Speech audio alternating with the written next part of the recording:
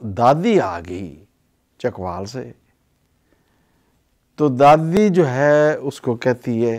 آنا میرا بچہ، وہ بچے کو کوئی پتہ نہیں کیا کہہ رہے۔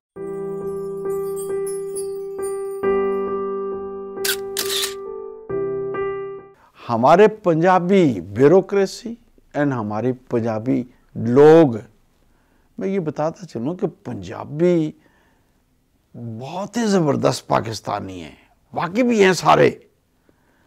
مگر ان میں کچھ کمپلیکس پیدا ہو جاتا ہے،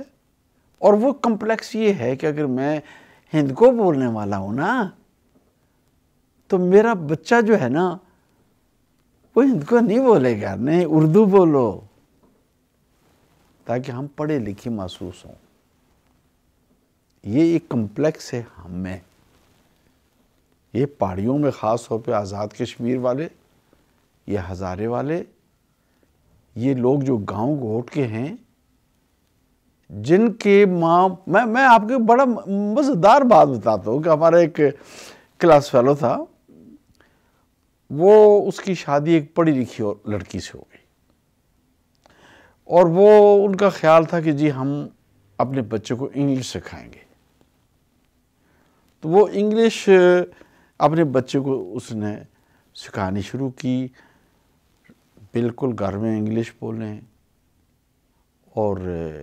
دادی آ گئی چکوال سے، تو دادی جو ہے اس کو کہتی ہے آنا میرا بچہ، وہ بچے کو کوئی پتہ نہیں کیا کہہ رہے، آنا میرا بچہ، تو پھر وہ جو اس کا بیٹا ہے نا، وہ your grandma says come along boy،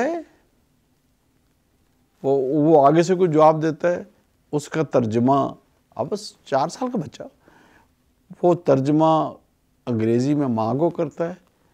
ماں کی زبان کا انگریزی میں ترجمہ بیٹے کو کرتا ہے۔